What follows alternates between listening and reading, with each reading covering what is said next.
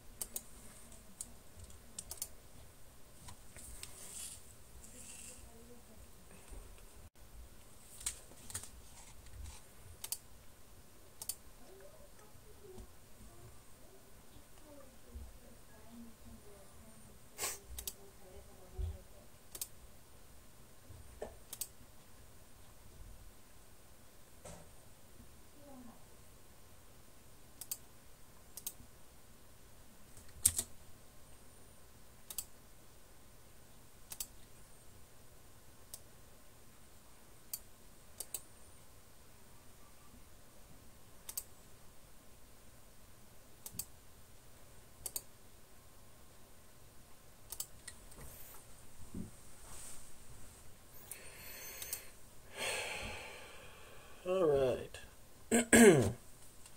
Make sure we get some audio here.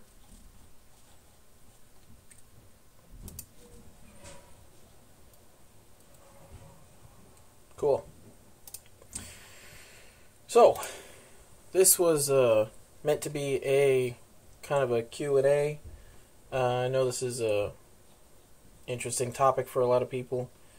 Guns and mechanical keyboards. Let me get some light here.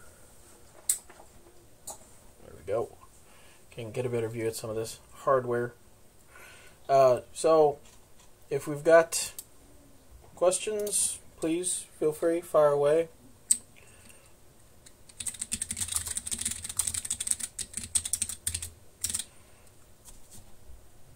For a lot of people.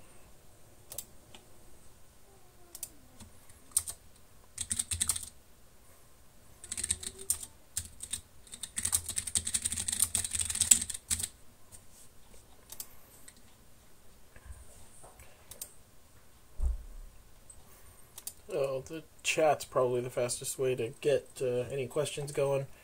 I don't have, I mean, there's some things I could do, but I just want to see how interested people are in the topics. But if not, certainly got some work I could do. There's always something to do. So, I direct you to the chat if you'd like to ask questions about guns or firearms in America. I'm a self-defense and firearms instructor in America, in the state of Kentucky, and certified CCDW concealed carry permit instructor. So I do those classes as well, along with private instruction in firearms and self-defense and those types of situations. I'm also NRA certified, but it's all private work, and that's kind of the gun side of things.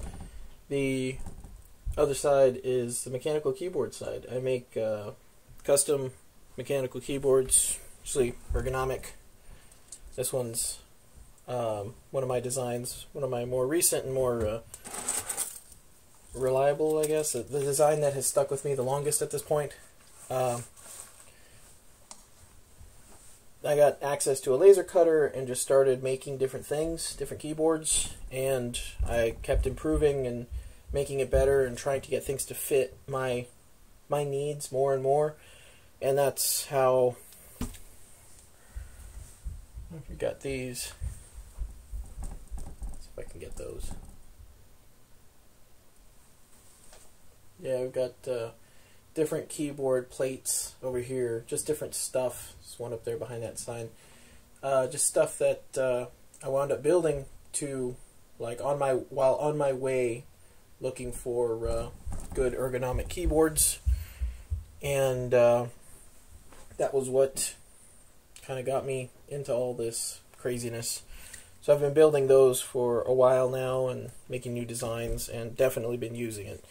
I find mechanical keyboards, especially programmable mechanical keyboards, to be exceptionally useful in getting work done Nowadays everything's computer based, so it's very,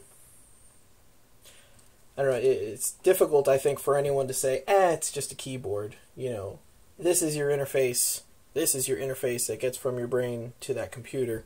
And chances are most of people use computers in their work and in their daily lives to get things done. And if you have the option of having a mechanical keyboard or a programmable mechanical keyboard that can help you get work done faster, I think it's a big advantage, and it's something that's definitely worth investing the time and effort into. I talked about it a little bit earlier on the stream, but learning a new keyboard that's faster and helps you work better might take some time, but heck, I mean, even if it takes a year to learn it, which it won't, but even if it takes you a year, how many more years are you going to be using a keyboard for the rest of your life? So just think about that. The other aspect is ergonomics. Getting, you're making sure that using that keyboard doesn't actively injure you.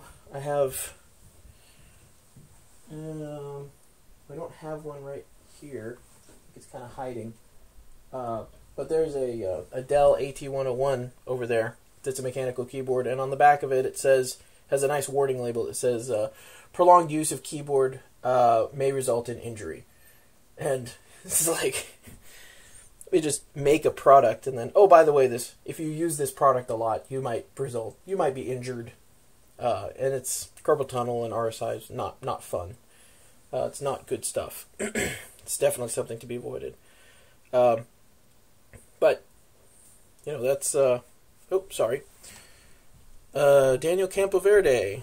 Troy, what MCUs do you use in most of your builds? I presume that means, there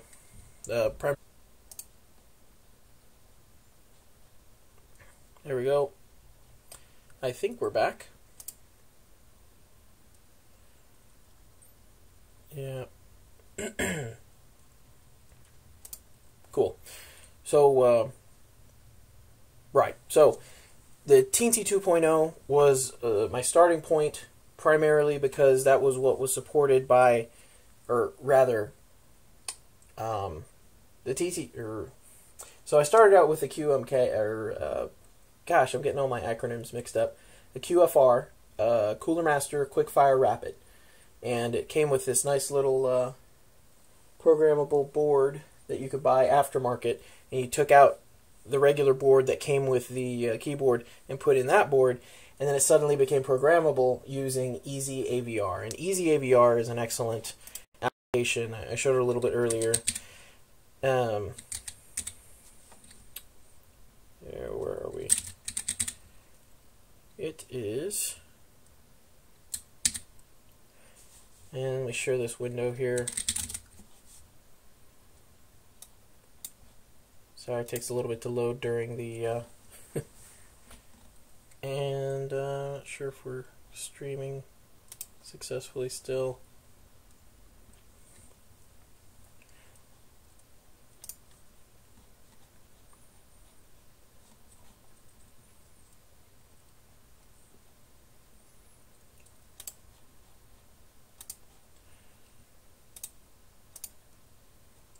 I don't know if it's the Python libraries, but there we go. Easy AVR. So part of the advantage of using a Teensy 2.0 and is you get access to, you can use Easy AVR. And let me just show you Easy AVR here real quick. This is Easy AVR. And let me load up my present layout. There we go. So from this tool, you have a logical layout of all of the keys on, in this case, this keyboard, and being able to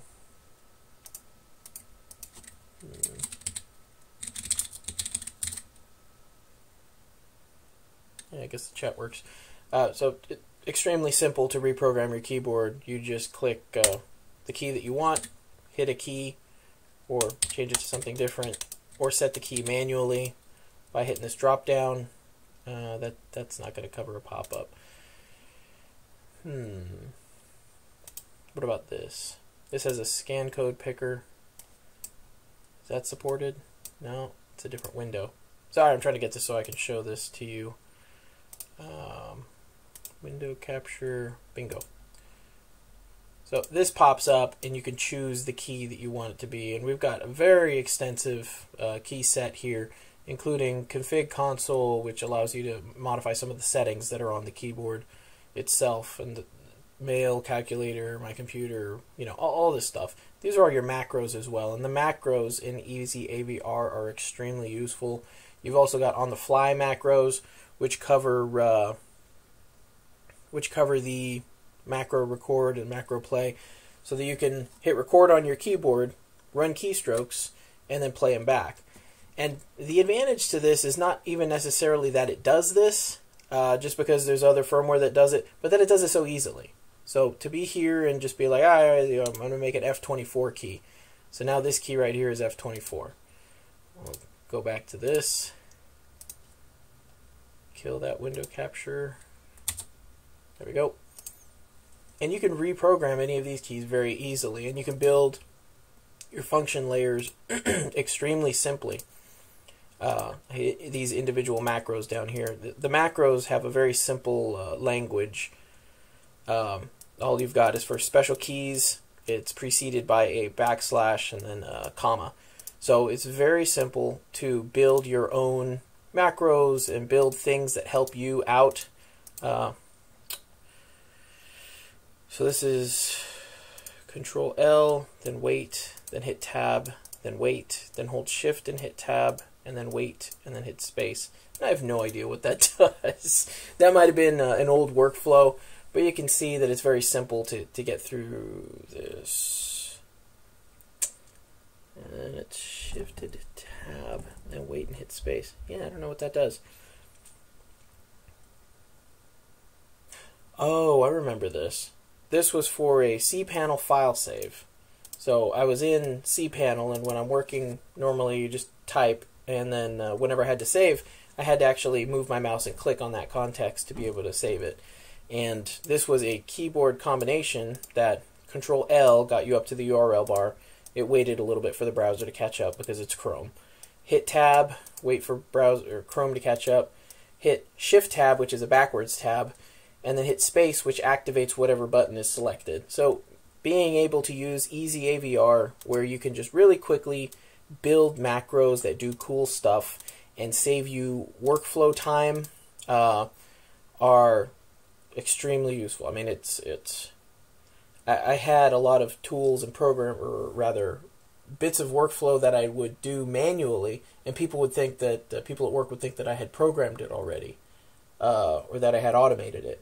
But I was just doing it fast enough with the keyboard because it was one keystroke, flips to the next tab, searches for whatever's in the clipboard, and then tabs down to the next item or the first search result, and then opens it. And it's all automatic.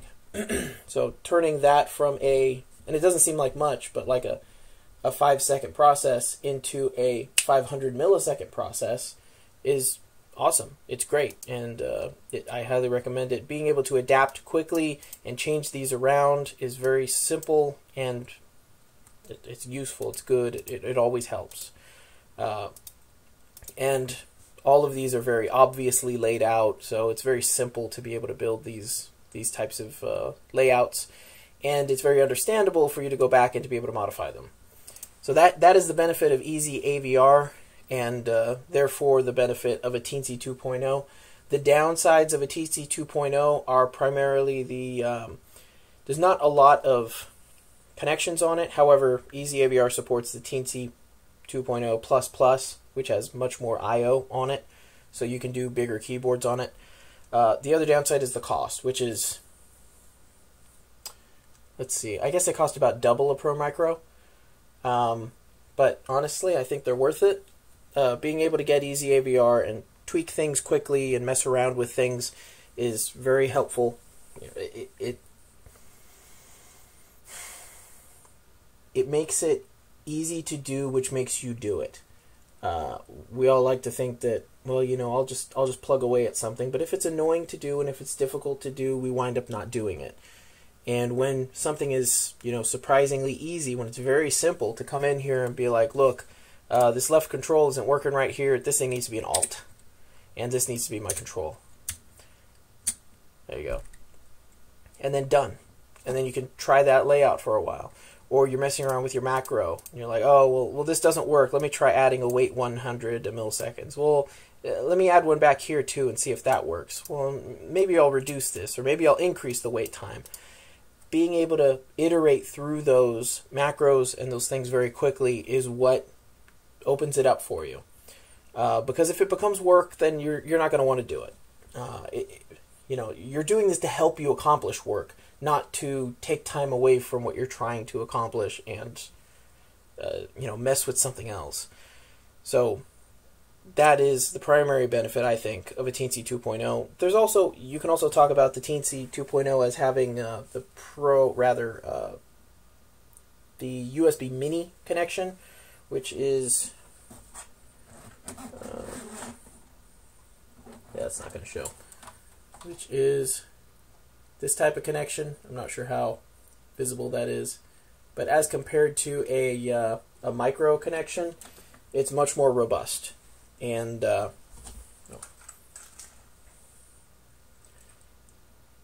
we go. That is much more robust than a micro connection, and there's lots and lots of cases of the Pro Micros being wobbled too much, and you know, you put in the connector, pull out, or put in the connector, pull it out, and then you go to work and you put it in, and you pull it out, and you go home and you put it in, you pull it out, and eventually that connector, if you're not very, very ginger with it and very careful with it, it will just come off, and now your board's ruined, and now you have to desolder it from, you know, you got to desolder it from this, which if you've never desoldered one of these from the header pins, it is the least fun thing you can do with the soldering iron, I think, aside from burning yourself. Although if you had the choice of desoldering one of those and burning yourself, I think I might burn myself, honestly. I had one burn that was real bad right here, but after a couple weeks it was gone. That frustration level is just so high.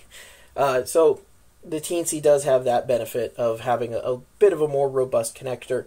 If you do have one of these with the Pro Micro and you're worried about the connection coming off, I would buy a short little dongle that all it is like an extension. So you would plug it in here, and then it would have a female connector that was just like on a short little cable. Kind of like this USB to go cable.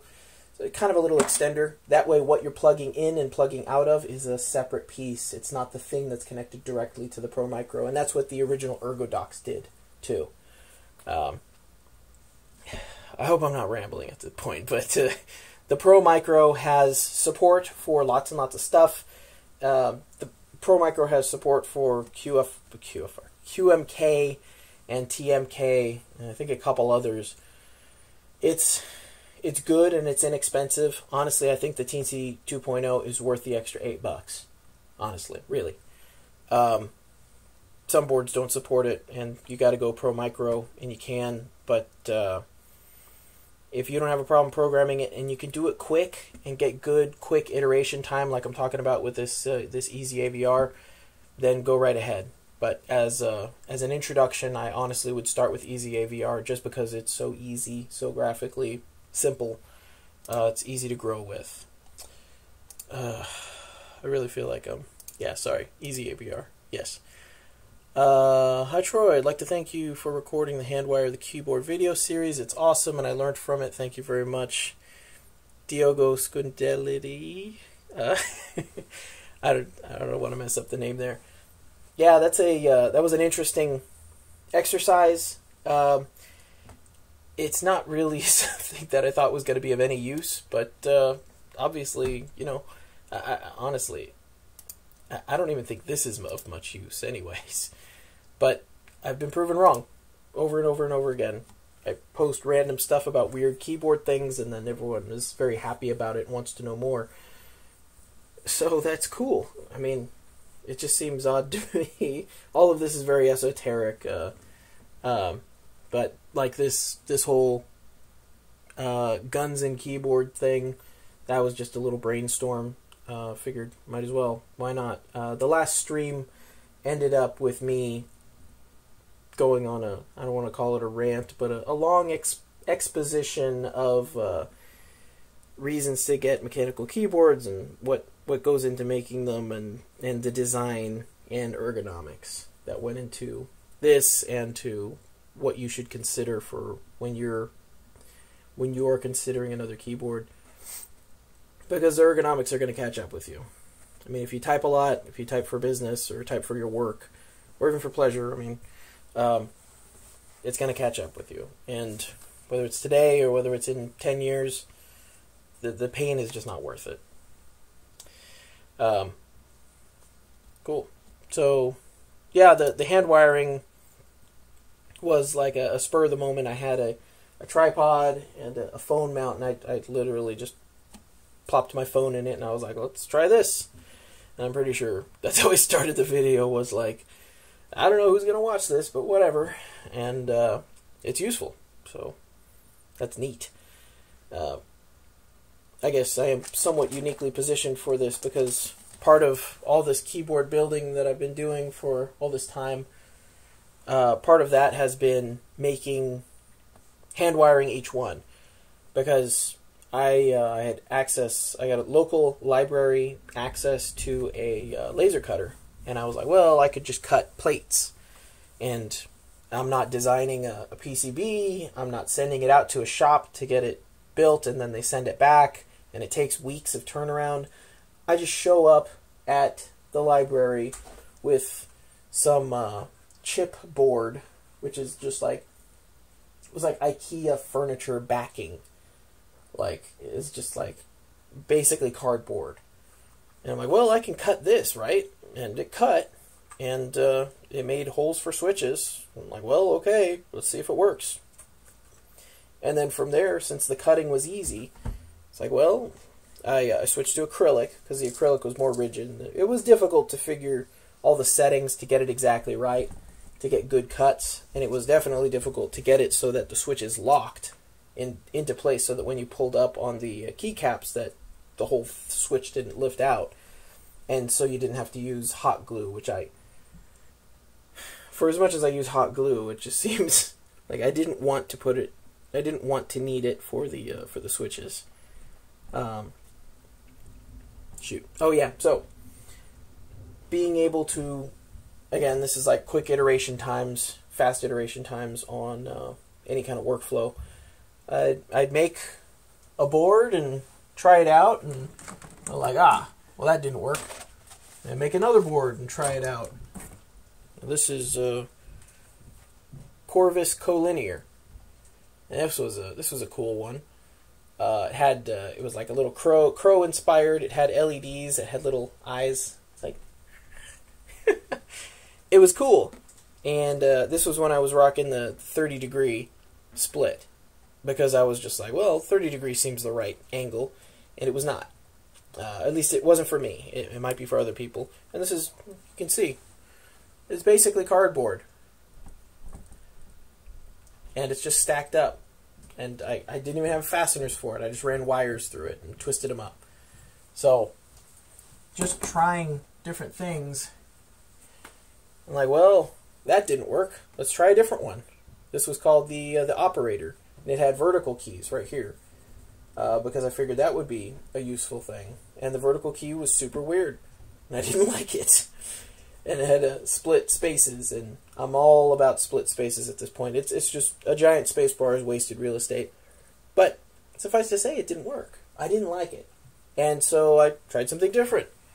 And then I would just mess around on the keyboard layout editor. Like, well, what if I did this? What if I tried that? What if it had this? Does this fit?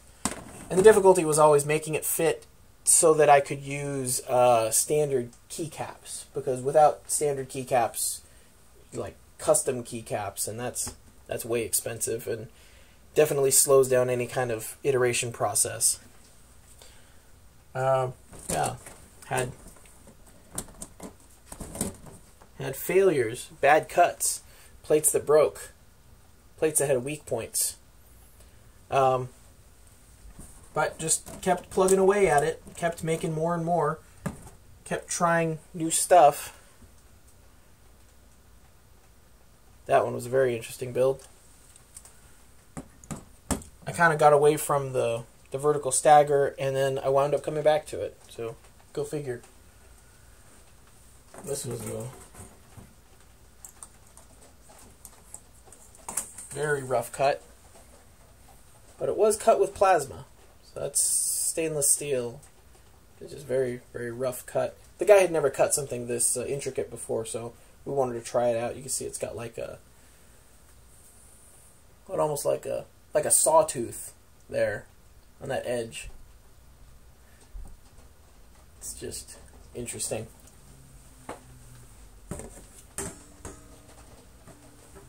But as you know, as the builds progressed, as things adjusted, I adjusted, and I got better, and I picked out all the things that I did like and I didn't like, and I tried to combine them.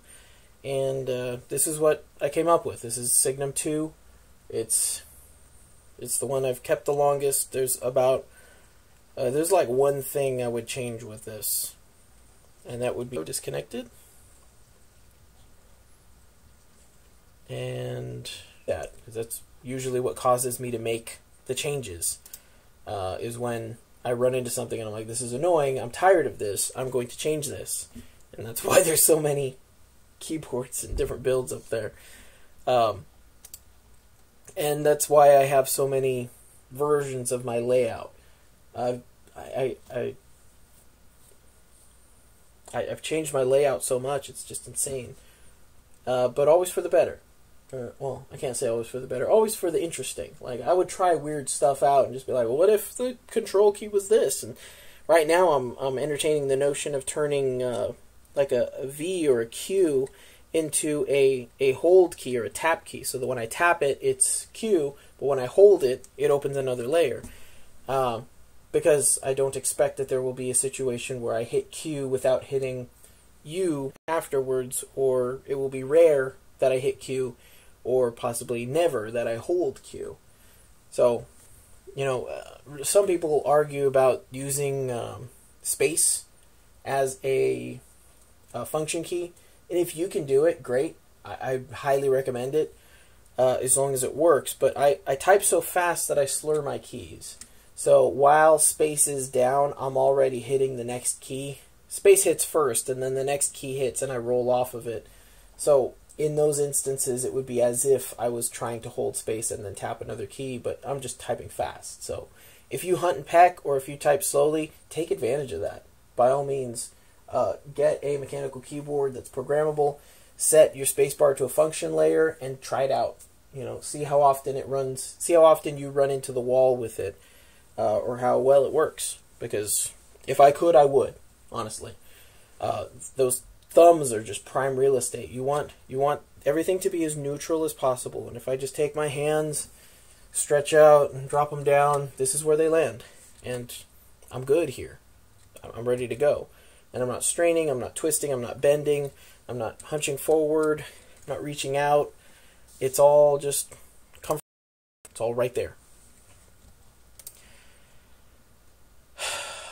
Getting the switches stuck is exactly the problem I'm facing with the 3D prints, because the precision is not so good yet. 3D printing I have not gotten into. I have definitely known that there were issues with it. There's apparently some like spreading that happens on the bottom layer, and you have to do things to avoid that. People wind up tweaking things a lot with it to get it going. They do it.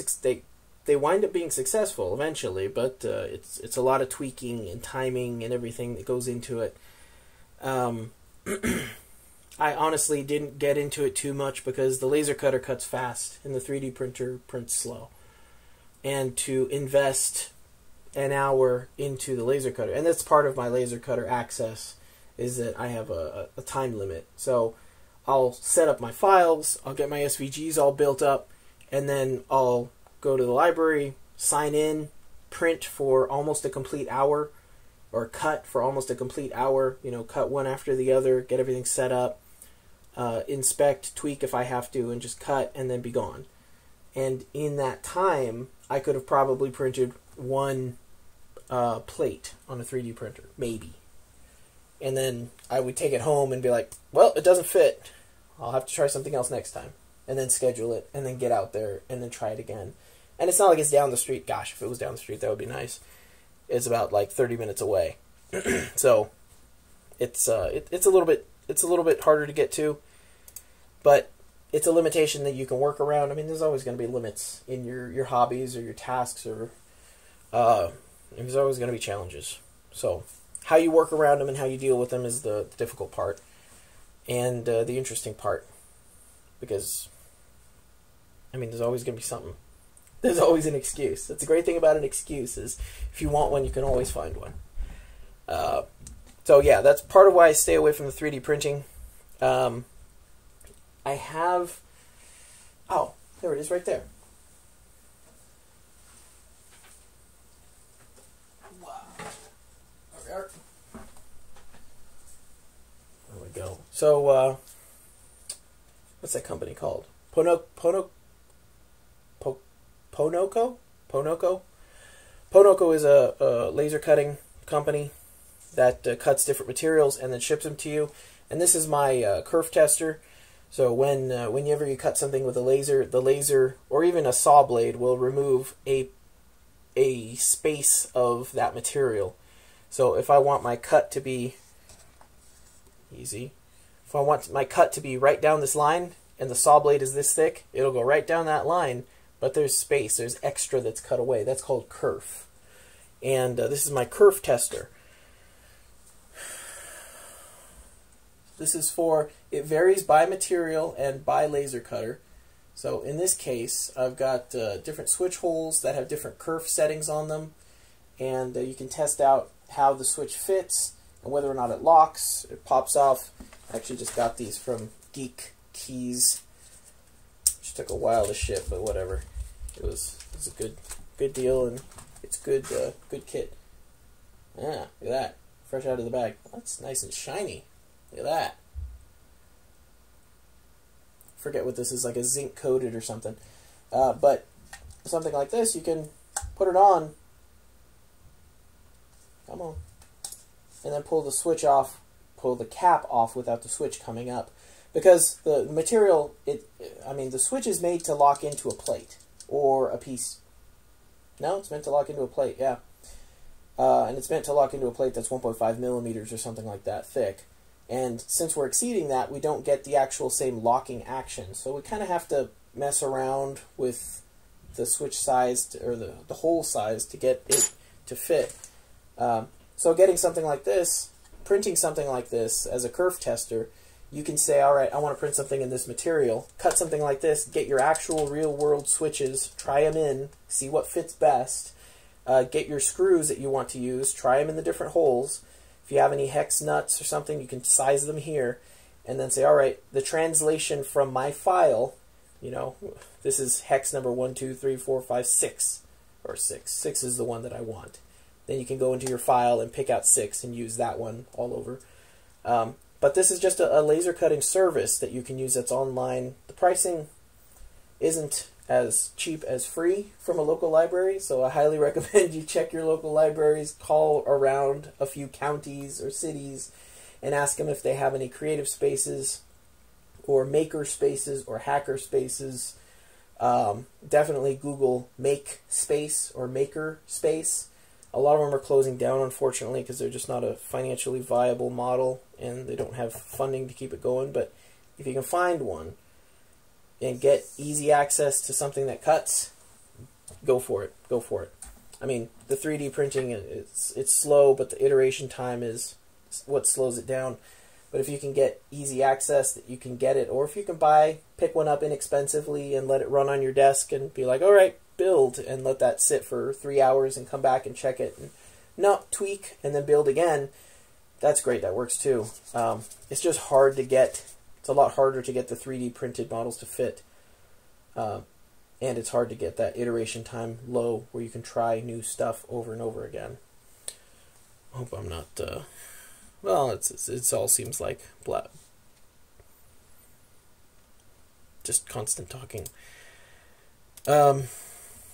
Any other questions? I'm not sure. Been like 30 minutes talking about keyboards. Might switch to, I did just get these actually, PBT keycaps. These are also from Geek Keys. I'm going to try those out on here. Definitely try out this shiny zinc coated key. That's cool. But if we don't have any other questions regarding keyboards, I'm going to switch to some gun talk, if you don't mind. Excuse me.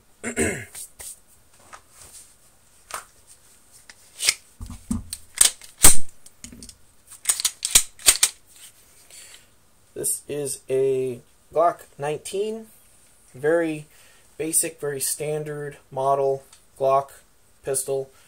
Probably one of the most popular firearms in the world, actually. And that's primarily because they've been making this for such a long time that the reliability is definitely there. It's always pretty well suited to whatever your situation is, since it's a high capacity 9mm pistol that is very concealable and very small package. Glock is just Glock. From a corporate perspective, I don't like Glock only because they make kind of the samey manufacturing. It's very, it's like, I want to say McDonald's. It's like the burger's not that great, but it'll fill you up, I guess. And no matter where you go, you're always going to get the same burger.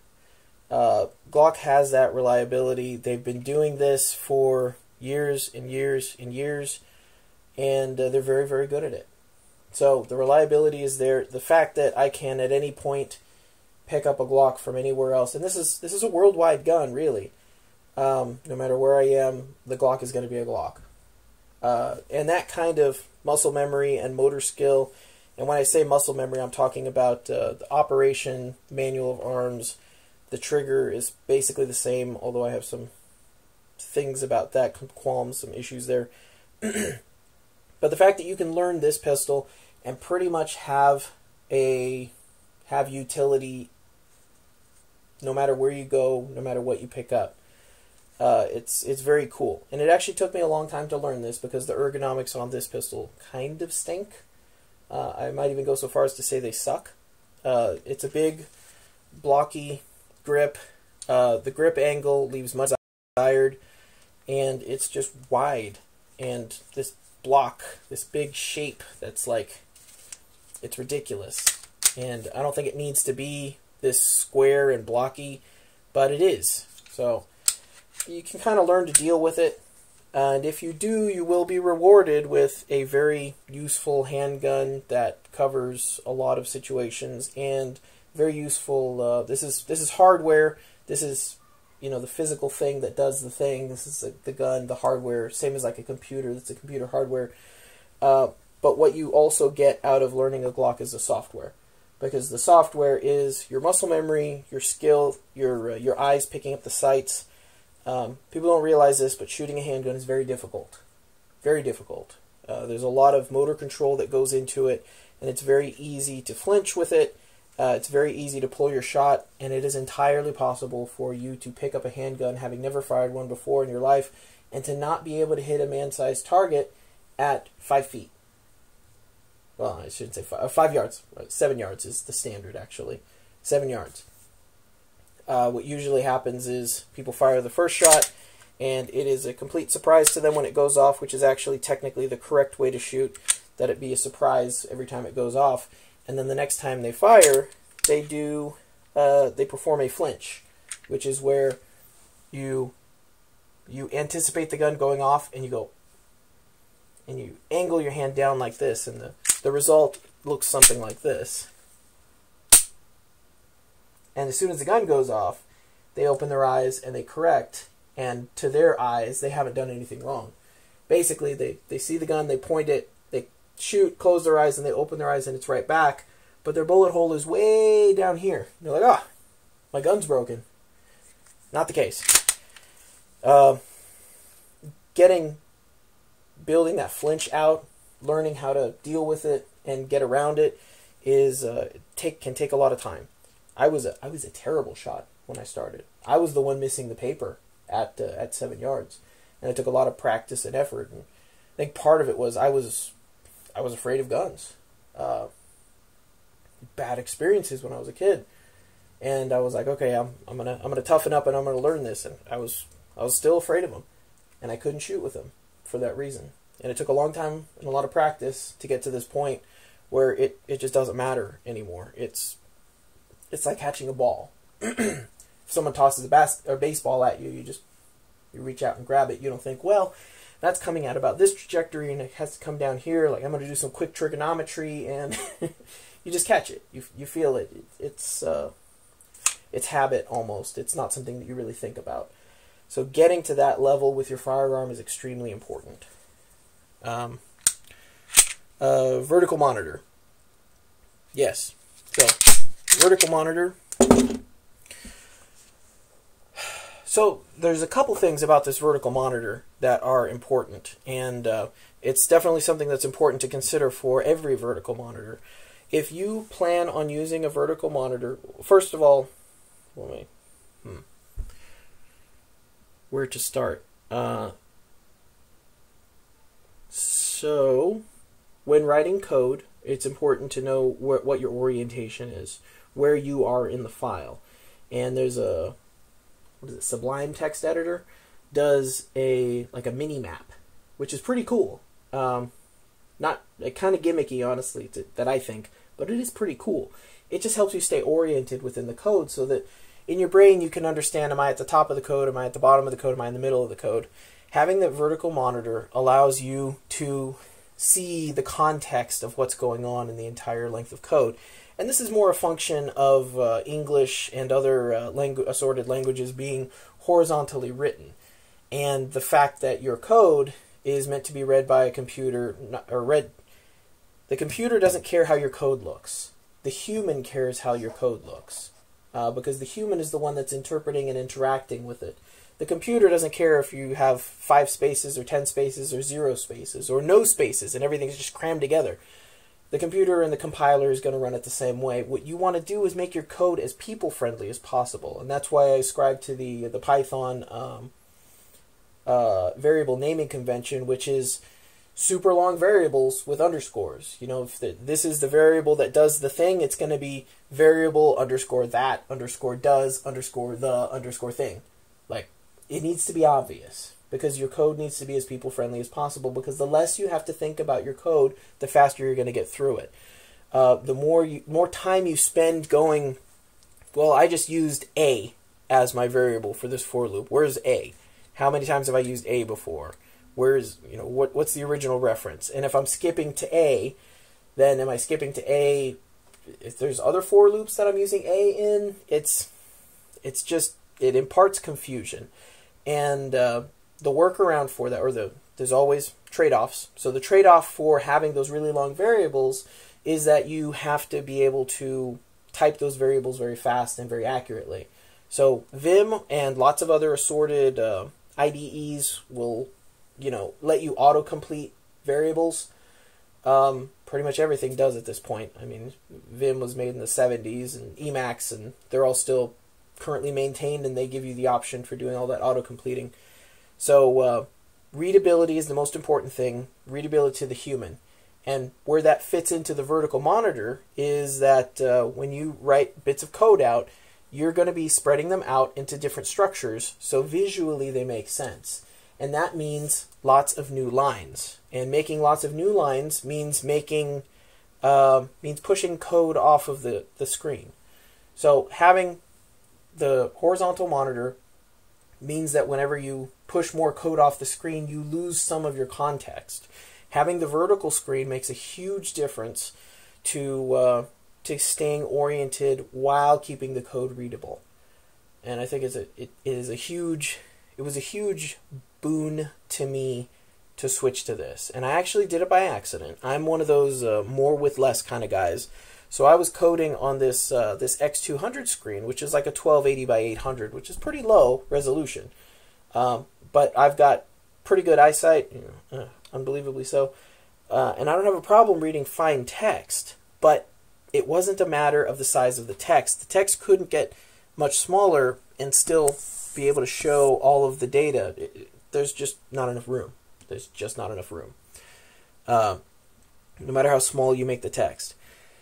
So I had experimented with vertical orientations, and I actually have a Reddit post where I posted this thing turned on its side and tilted, and you get a little bit more real estate, but it squeezed things. And I had a Surface Pro 4, and I would run code on it vertically, and I didn't like it. And that thing had ridiculous resolution, and the text was small, and that was okay because I could read it, but I just didn't like it, and I didn't know why.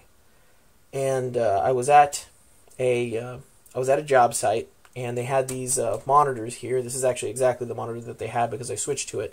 It's an Elite Display E221. This one in particular is an I, but the one I was using was an E221, and it was bigger, and it had less resolution than the Surface Pro 4. So I figure, well, it's bigger, yeah, who cares? It doesn't matter as long as I can read the code. Well, it did matter. And I don't know what it is about me or maybe about everyone, but the added space where everything was just kind of stretched out more, this had a lower resolution than my Surface Pro 4. But I didn't like coding on the Surface Pro 4, and I did like coding on this. So it really opens things up. The other argument for going vertical is that in English and in other assorted languages, we write horizontally. So more information gets squeezed in horizontally.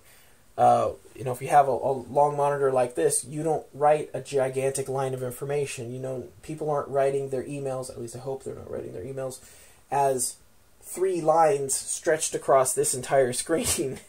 It's not very readable. It's bad for white space, and this is actually something about online marketing. There's a very interesting article called How We Read on the Internet. And it talks about white space, bullet points. It has a eye tracking built into the study of what we like to read and what we like to see and what makes things readable. Because if you show me a jumble of text that has no formatting and no justification and no paragraphs and no periods, that kind of thing, it imparts anxiety. It makes you just like shut down. You're like, what is this thing? To be able to break it up into paragraphs and chunks and nice little bullet points relaxes you to the point where you're like, okay, I'll read this. Because we read differently online and on computers than we do in books, which is super weird, but that's the way it is. That's what the studies indicate. So that's why a lot of these websites, listicles, the list things, that thing, that's the reason they do that. When I make a list, especially if it's like an unsolicited thing that I might be interested in, I'm not like, I'm going to go find this bit of information. Oh, but it's not on a list form and I don't care. It's more like, hey, 5 best Taco Bell secret menu items. Okay, I know how much I'm kind of interested in the subject, the Taco Bell. I know how much I'm in for, what my investment is, because I'm going to get 5. And I'm going to hit it, see 5, and then go. And that's kind of what you want to be able to do with your brain while you're looking at your code, because you want things to be spaced out, you want them to be even, you want them to be understandable, and you don't want to have to dig for 30 seconds to figure out what a variable does. So that's the argument for verticality. The counter argument is like Japanese or Chinese, where the text progresses vertically. And in that case, you would there's a solid argument for something that's horizontal like this. But in English and other writing prose and things like that, this made a huge difference in my workflow. So much so that after I left that job site, I went to Best Buy and bought one, just like that, just instantly. I needed it because I realized that I got more work done. And always pay attention to when you get more work done, when you stay in that flow state. When you sit down and you're like, okay, here we go, I'm going to get started, and then the work just breezes by. Pay attention to what's happening when those things happen, and this was one of the things that happened, because I was like, well, I guess I'll do a little bit of coding on this, and that was the work that was at the job site for, and it just flowed. It was fast, it was easy, I loved it. And then I went home and went back to this regular screen and was like, well, this is all right, I guess. So it made a big difference. I don't know if this is streaming. Yeah, I think we just made a skip. Whatever. I feel like I'm rambling anyways, but the pro tips for the vertical screens: make sure that you either check it out beforehand or ensure that it has a good vertical viewing angle. And this one has a very good vertical viewing angle. If you take most, I think it's called IPS on the display. IPS is meant so that it shortens or expands the viewing angle. Because if you look at old LCDs and a nice little horizontal screen, and you move up, so you change your viewing angle higher, it gets lighter at the bottom and darker at the top, and then you move down and it does the opposite. When you take cheap monitors and just lay them against the wall, stand them up, and rotate the orientation, that's generally what happens. Is you wind up with it being super light on one side and super dark on the other, just to the point that you can't read it. So you need to make sure that you get one that has good viewing angle. And again, this one, I got this one off eBay for like $60. It was a refurb. It's an elite display. It's an HP that's an Echo 221, and I think it's just great. Again, $60. It made a huge difference in my coding. Highly recommend any kind of vertical screen, and not one that's dense, one that's open and loose. And I think that's what kind of plays into the visual clutter idea. And I have a video on visual clutter. It's a very interesting thing, because it's one of those things that you're like, that doesn't affect me, and then you take out the visual clutter and you realize how much it was affecting you. So definitely vertical monitors, highly recommend. Totally worth it. A lot of websites, even if you're just reading a lot of websites are a little bit too wide to fit in, or their website goes off the edge and you have to scroll right. But something like Reddit or something where you're really just looking at a long format, a vertical format, which is what the web page is. It's vertically formatted. This makes a lot of sense. It makes a huge difference. Let's see, get some advice. I want to become a coder. I should be enrolling in an institute soon, but it looks like I won't get much there because the equipment and tech is outdated. Yeah, IPS is better viewing angles, but not all cheap. Is something to be cautious. Yeah. I recommend checking out any kind of monitor if you can, just to see it beforehand, because not a lot of people go vertical, and just because it says it can rotate doesn't necessarily mean it's very good rotated. Honestly, I rely a lot on either going to a place and looking at it, or Amazon reviews, because if you dig through enough, you'll find someone that's doing the weird thing that you're doing, and they can say whether or not it's good or bad. And if they don't say it, and they are going vertical, or they are a developer or something like that, you can post a question to them and say, hey, how's the viewing angle on it? Are you able to use it for extended periods? Because that's another thing, eye fatigue gets to be a big issue. But coding into, or enrolling into a coding institute, I don't want to be weird about this, but part of it is because I'm self-taught, and I'm self-taught like pre-internet. So like I had to go to Barnes and Noble, a bookstore, like a big bookstore, and sit there for hours at a time reading $100 books. And I would just sit in the couch, and I was like 16, 17 at this time. I was driving there. Yeah, 16 or 17. And I would go there and basically spend the whole day reading through some of these books, trying to wrap my brain around these weird coding concepts, and writing notes to try to learn what I could out of this, out of the book, because there weren't a lot of internet resources. Nowadays, guys, it's just like, it's everywhere. It's at it's at your fingertips. We have a supercomputer sitting in my pocket, and from here I can learn pretty much anything. We have the collected knowledge of mankind sitting in the palm of my hand, literally. And it's like, okay, well, I guess I'll try stuff out. You know, I get down on higher education. I like the idea of trade schools, but there was like one thing that I really couldn't teach myself, and that was primarily because I think it was presented in the wrong format. I was trying to teach myself electrical engineering, and that was one of the things that I could not learn until I actually got a textbook that was laid out in a congruous fashion so that everything was in an order that made sense. The coding, the development stuff, it flowed.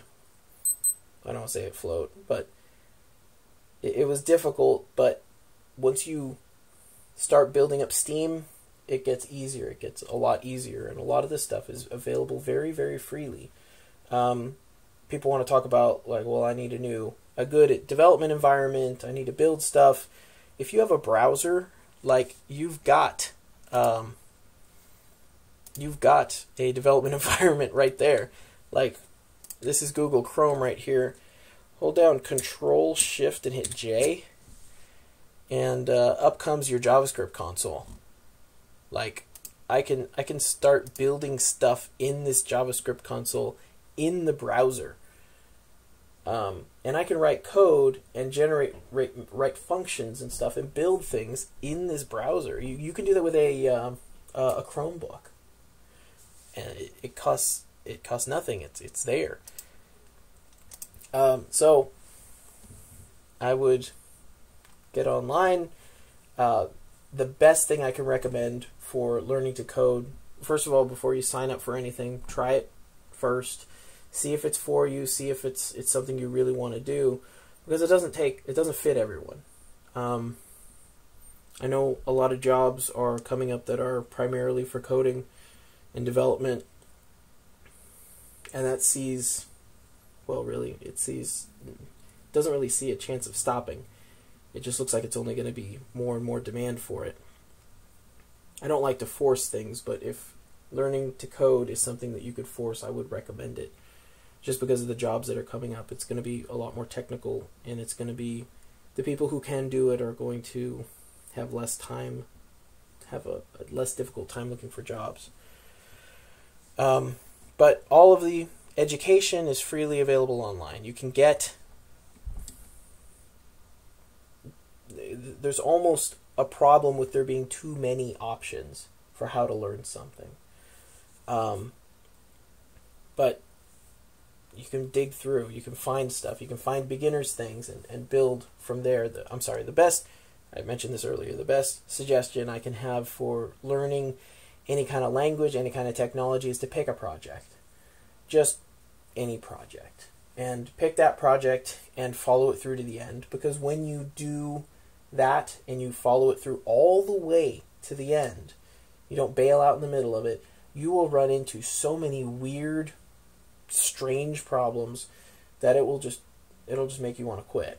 And when you power through those, when you go online and get help with those, and when you just step back and then be frustrated with it and come back to it a week later and go, oh wait, this is obvious now. I can figure it out now. That's the way you learn anything, right? That's just about the only way you can learn anything is practice. All the stuff is available. I would want to learn it beforehand. I would want to try it online and try it in your browser window, your JavaScript console. JavaScript is still very... I got feelings about that, but it's still very prevalent. People hire people for using JavaScript, for learning and running JavaScript. And there's endless resources. So I would try to teach myself as much as possible before starting any kind of college course or class or trade school or anything like that, because a lot of the companies are not really that interested in a complete understanding of what you're doing in teaching you how to do all this stuff. They just want to see. This is where I don't want to put too much opinion in here, but I feel like they just want your money, and that's what's important. And once they get your money, it's like, well, good luck. And I see this in, and not just like trade schools, but colleges. I have a team, and there's things that I would fully expect someone to know that they don't know, and that's fine. I mean, you have to learn you have to learn things one step at a time. But I mean, what do you say to a college course that doesn't teach something that is an industry standard, or something that you would always use, or something that you use every day in development or in actual business? You talk about the equipment being old. Equipment being old isn't really that big of a deal. It's the concepts being old. It's not being on the bleeding edge, and it's the concepts being theoretical. When a concept is theoretical, it's like, well, this is the way it should work, and you learn the way that it should work. And then you walk into a business, and the first thing they say is, we don't do that because it doesn't work. And you're like, oh, well, that's what I know. And then you start learning by the seat of your pants. You know, it's like you walk into the interview, and they're like, oh, we don't do that. Oh, well, that's kind of the way that I was taught to do it. Like, that was the right way to do it. Well, we don't do it like that. Okay. Like, you just got to be flexible, and it's hard because you don't know until you actually get into it, but you just got to, that's part of that learning process where you just hit the wall, and you hit it over and over and over again, and you back off, you think about it, you forget about it, and you come back to it, and you hit it some more, and you break through. That skill is more valuable than any direct bit of knowledge. Google skill, honestly, is also very useful. Although Stack Exchange has made, I don't know, it's amazing. It's an amazing time to be a developer, because a lot of these tools and utilities and even these libraries have so many layers of abstraction that you just, I mean, Python, you just like import advanced math. you just import a library and it just runs. It just works. It's crazy. It's never been easier to be a coder, I should say. But that doesn't change the fact that it's difficult to wrap your head around the first time. So teach yourself as much as you can. Set a timer. I'm a believer in the Pomodoro technique. Set yourself a timer for 25 minutes and do nothing else for 25 minutes. Don't allow yourself to be interrupted. Just for 25 minutes, I'm going to read this website that says, here's how you learn JavaScript. And I actually believe I have a preferred website for that. I think I know it off the top of my head. Is it Eloquent JavaScript?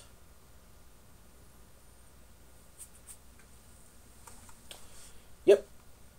Eloquent, ELOQUENT, JavaScript.net.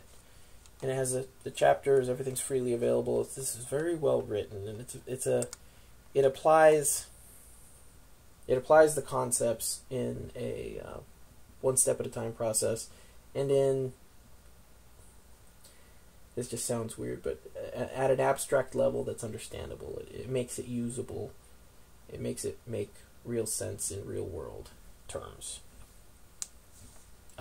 Plus, by the end of it, you will have made a website, and that's big. That's very useful. People talk about, your resume today. Well, it's like they want me to have experience, but I don't have experience because I don't have a job. Well, you can get experience doing your own project at this point. I mean, you can write something, make it, publish it, put it on the internet, and then put it on your resume. You can upload stuff to GitHub and use, good formatting and, good code structure. Don't make it garbage. And they'll be like, yeah, this is my GitHub. Check me out. And no one has to hire you for you to start building a portfolio, basically.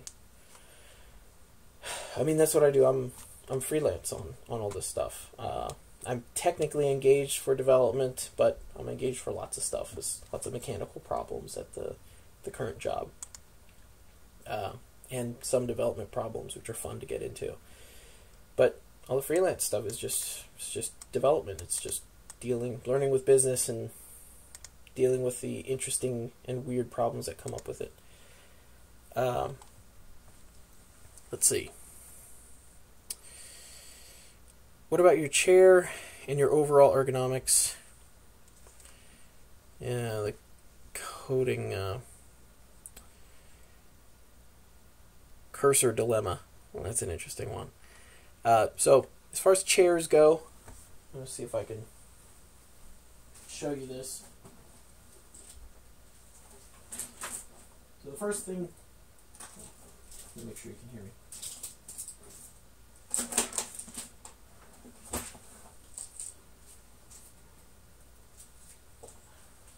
The first thing to know is standing desks are great.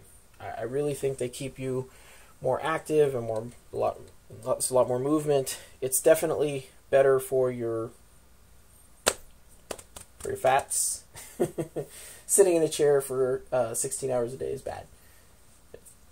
Flat out, it's just bad. It's not good for anything. It's not good for anyone. So being able to stand, even for extended periods, not even for the whole day, you do half a day standing and half a day sitting, is good. Now, as far as chairs go, what you want to do, and I don't know, this kind of depends on age. I would slouch back when I'm younger, but I'm in my 34, and I'm a dad, which I think automatically means I have a bad back. But your back gets worn out over time. I've done a lot of sitting and not sitting properly. So what I find to do is to be as straight up as possible, get the lumbar support back. And let me see if I can capture this.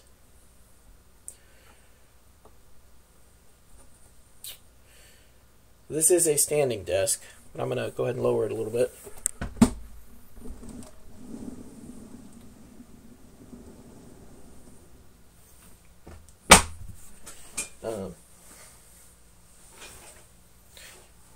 And I'm almost perched on the edge here. I've got a position where my butt's on the chair, but my knees are kind of slanted downwards, and that actually forces my back to be a bit more upright, because I can't slouch in this position because I'm like sliding off the chair. So being almost kind of perched on the edge here,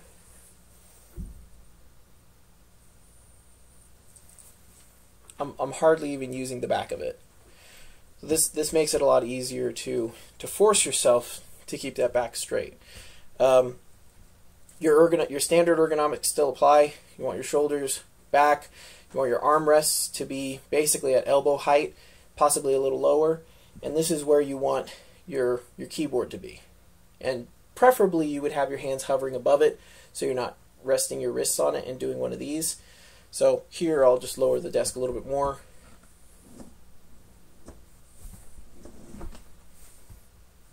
A bit more.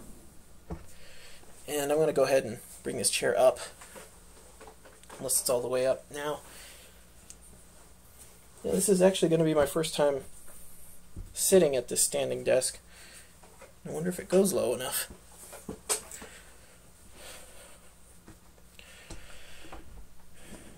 There we go.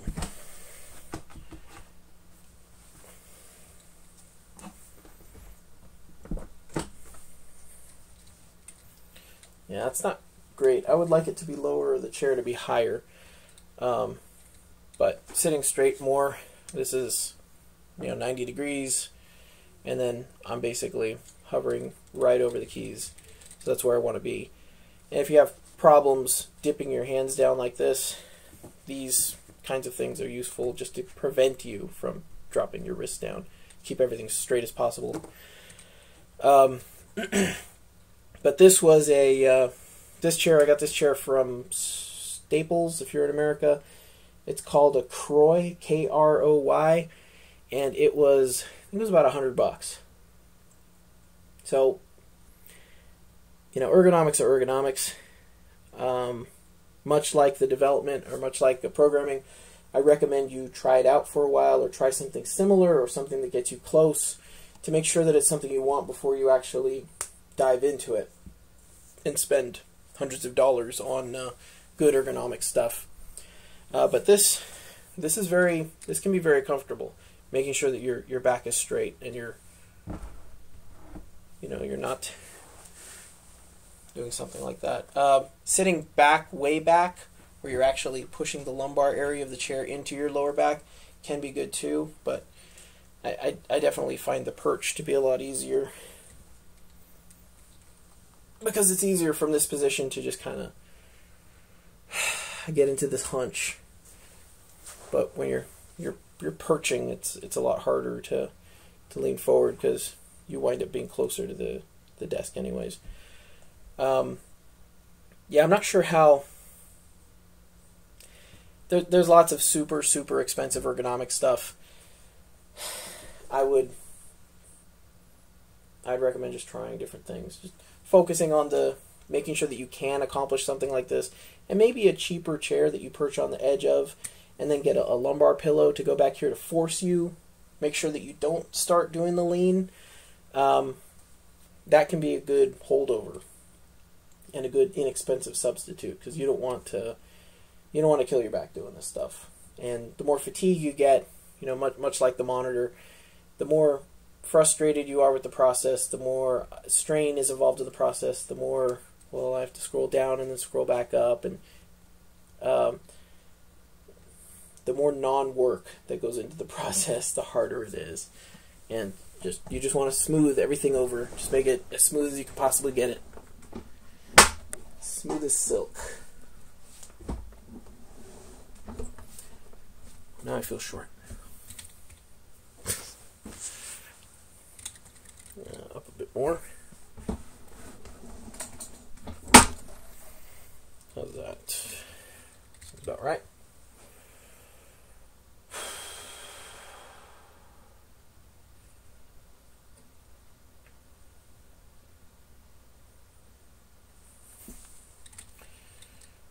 Cool.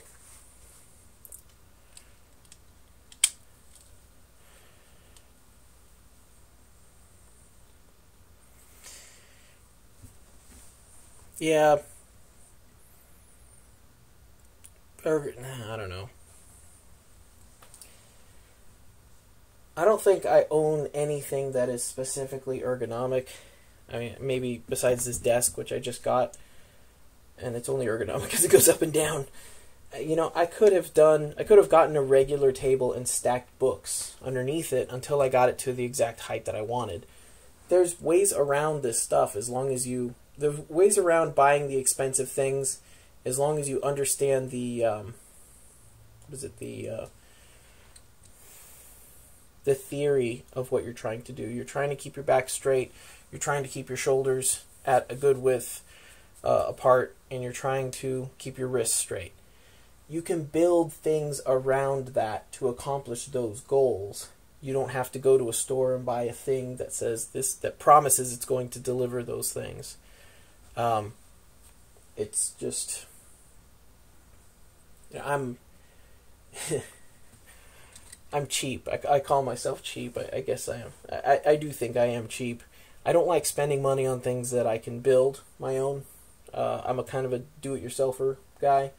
So I want to see what those things are. What makes that ergonomic chair that you're seeing at the store so good? And then go to a cheaper chair and say, how can I mod this? How can I change this so that it accomplishes those things that I want? Because the thing about those ergonomic chairs specifically, or in particular, is that they've got like 5 levels of adjustment. And that's where all the money comes from, is there's all those complicated systems that allow them to go, shift this way, that way, forward, back, and the armrests go up and they tilt, and the back comes that, and then it pushes out here and over here, and it curls you up into a ball and stretches you out. But all of those things are only meant to fit as many people as possible. Once you sit down in that chair and you get it zeroed in to exactly where you find it comfortable, you will almost never change it. So all you care about is that one setting that fits you. So sitting down in an expensive chair, learning, figuring out where your comfort zone is, where you want to be ergonomically, and then trying to reproduce that on a cheaper chair, go for it. That's the way to do it. Because, like I said, you don't need all those adjustments. You just need your adjustment. And that's kind of back to the keyboard. This is what works really well for me. I do sell these. People like them. But the way I got here was trying to find stuff that works well for me. I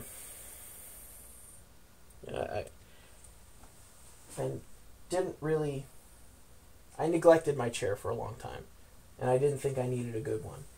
And it wasn't until the back pain started adding up that I was like, all right, I gotta make a call here. And I didn't want to spend $100 on the chair. Like I said, I'm cheap. But $100 for a chair isn't that bad, I guess. But after I got it, it was night and day. I could work much longer. There was much less fatigue involved. There's less back pain involved. I mean, it's like a mattress. You spend a third of your life on the mattress, and you're like, well, I could buy a cheap one. It doesn't matter, because you don't really think about it, but it does make a big difference.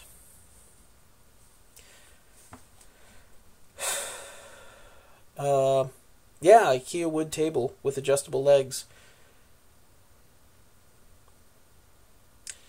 Sounds random, but how do you disable licks? In Easy AVR keymapper. Disable the licks. I don't know what that is. Are those glyphs that are associated with the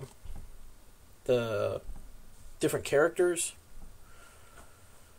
If so, I think that's more associated with the layout that you're using.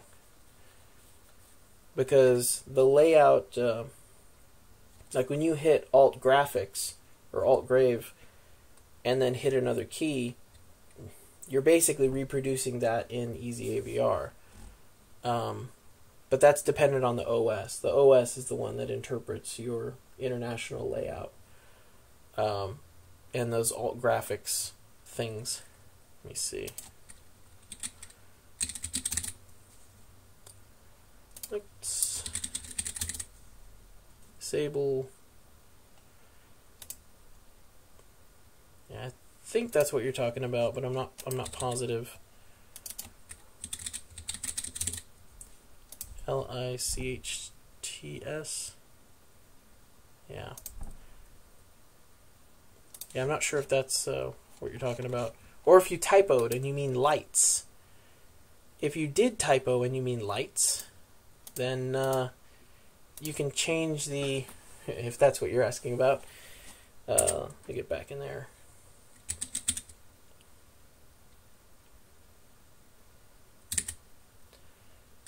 Man, this thing really doesn't like running while I'm streaming.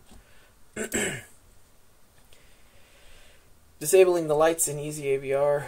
Ooh, that's interesting. There it is. Let's see. The Plico has lights. So, I actually have I think there's a bug in this for the LED configuration, because if you use the standard settings, I can never get it to work. And when I switch it to advanced, even if I use the same features, that doesn't show up. Hold, please. Go capture. There we go. So that is under, I think it was Edit LED Configuration, and then up comes this screen. And with this, whenever it was in the basic mode, I could never get it to really to work. So I would switch to advanced mode and use the same features. Solid, you could set it to multiple blips. when you want those pins that are associated with the LEDs to be set high or low. This is the flank, I think.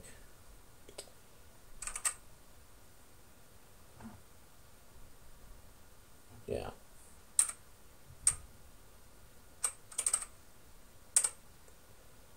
And this one has it? Yeah. So, setting up those LEDs is, and I'm not sure if that is what you're asking, but you can adjust things pretty easily using that. And if you want to change the settings of the, is that the right one? There you go. There you go. If you want to change the settings of the LED, those are actually keystrokes. So you would select the key that you want it associated with. I think for this I've got, yeah, here we go. Layer 2 is BL enable, BL dimmer, BL mode. It's backlight mode, dimmer, enable. I'm not positive about the default setting, because in the default setting is the first configuration for the LED, the first list entry, or the first list tuple that's created for it. So if you want to change the default backlight setting for your keyboard, so that when you unplug it and plug it back in, whatever that default setting is, you might have to change the code. And I don't know if you're dealing with a custom keyboard or what, but that's how you would do that. And see, it's actually been a bit, so I think I'm gonna call it. It was very good. I feel like I talked way too much. I feel like I hope I didn't just blab on too long. I hope this was useful and helpful. So if you have any other suggestions or requests, I'll probably post this, and then you can add comments and say, hey, let's talk about this, or talk about that, or expand on that. And I'll see about scheduling another one of these. So I hope everyone learned something and everyone's having a good time. Talk to you all later.